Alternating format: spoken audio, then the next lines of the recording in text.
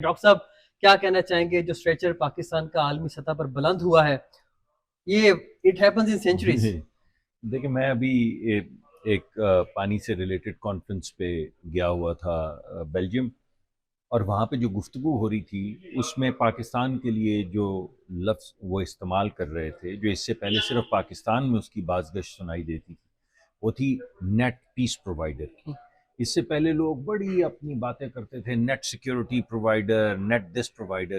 یہ پہلی مرتبہ ہوا کہ پاکستان کا نام امن کے ساتھ جوڑا گیا، اور یہ کہا گیا کہ اگر کوئی بھی ایسا ملک ہے جو امن قائم کرنے کے اندر سب سے زیادہ سینٹرل اور اہم رول پلے کر رہا ہے وہ پاکستان ہے۔ اسی کی ریکگنیشن امریکہ نے بھی کی۔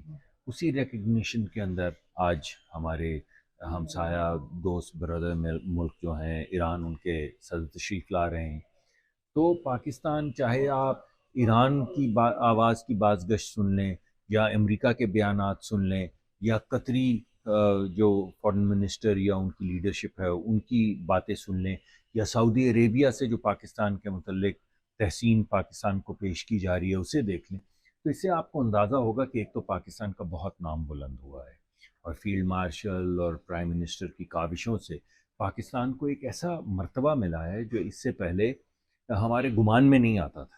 اور ڈار صاحب نے بڑی زبردست قسم کی ایک خارجہ پالیسی جو ہے وہ چلائی ہے، تو میں ان کا بہت شکر گزار بھی ہوں۔ ان کی وجہ سے ہمارے ملک کی عزت بڑھی، جس کا مطلب ہے ہم سب کی عزت بڑھی۔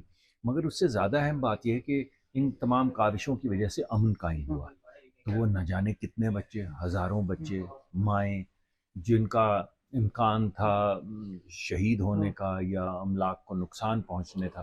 اصل جو پاکستان کی کنٹریبیوشن ہے وہ یہ ہے کہ پاکستان نے وہ تمام تباہی جس کے دہانے پہ ہم کھڑے تھے اور تباہی ہو رہی تھی، روز بمباری ہو رہی تھی، اس سے دنیا کو ہٹا دیا۔ آج سے کچھ مہینے پہلے یہاں پہ کوئی بات کرنے کی تو نہیں ہو رہی تھی، یہاں تو بات صرف میزائل ایکسچینج ہو رہے تھے۔ ڈائلاگ تو ایکسچینج نہیں ہو رہا تھا، میزائل ایکسچینج ہو رہے تھے، ڈرونز ایکسچینج ہو رہے تھے۔ آج بات یہ ہو رہی ہے کہ ہم کس بنیاد پہ گفتگو کریں گے، کہاں گفتگو کریں گے، کس سلیقے سے آگے بڑھیں گے، ایران میں ترقی کیسے ہوگی، اسرائیل کو پش بیک کیسے ملے گا، امریکہ کے تعلقات خطے کے ساتھ کیسے امپروو کیے جائیں گے۔ تو میں سمجھتا ہوں کہ یہ بڑی اہم ایک تاریخی موڑ ہے جس پہ پاکستان آیا ہے، اور اسی وجہ سے ہمارے بڑے قابل احترام ایران کے صدر جو ہیں وہ آج ڈاکٹر تشریف صاحب لا صرف رہے یہ ہیں۔ کمنٹ کیجیے گا، آپ بہت بہتر طریقے سے معاملات کو سمجھتے ہیں۔ ڈپلومیٹیکلی، اکنامکلی اور ملیٹریلی پاکستان کے لیے مزید ایونیوز کیا کھل سکتے ہیں؟ ایران گیس پائپ لائن ہے وہ ایکسپلور کیا جا سکتا ہے، جی پھر اس کے علاوہ جو تیل کے حوالے سے معاملات جی ہیں وہ ایکسچینج ہو سکتے ہیں، ایرانی تیل پاکستان جی خرید سکتا ہے، اس حوالے سے کمنٹ کیجیے دیکھیں، گا۔ آپ کی ساری باتیں صحیح ہیں، لیکن ایسے اہم موقع پہ فوری طور پہ یہ بات کر دینا تھوڑا معیوب ہے کہ ابھی صلح ہوئی ہے تو ہم بولیں کہ آپ ذرا آئیں نا، ہمیں ایران پائپ لائن کے متعلق بتائیں۔ لیکن ہمارے پہلے بھی بڑے اچھے تعلقات تھے، ہمیں بڑی اچھی بہت امید تھی کہ جو ہماری پائپ لائن کے امور ہیں وہ بھی ایک دوستانہ ماحول میں اچھے سے طے ہو جائیں گے۔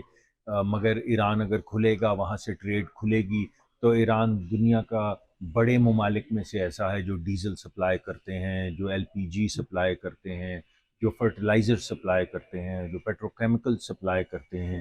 ان کے پاس بہت بڑے گیس کے ذخائر ہیں۔ اگر ان پہ سینکشنز اٹھ جاتی ہیں تو ہم بھائی ممالک ہیں، ساتھ ساتھ جڑے ہوئے ہیں، کئی چیزیں ہم امپورٹ کریں گے، کئی چیزیں ہم مل کے بنا سکتے ہیں، کئی جوائنٹ وینچرز ہو سکتے ہیں۔ لیکن ابھی مجھے لگتا ہے کہ یہ قبل از وقت ہے تھوڑا، تو ذرا یہ معاملات سارے طے ہو لینے دیں، امن ہو لینے دیں، اس کے بعد انشاءاللہ اس سب پہ بات کریں۔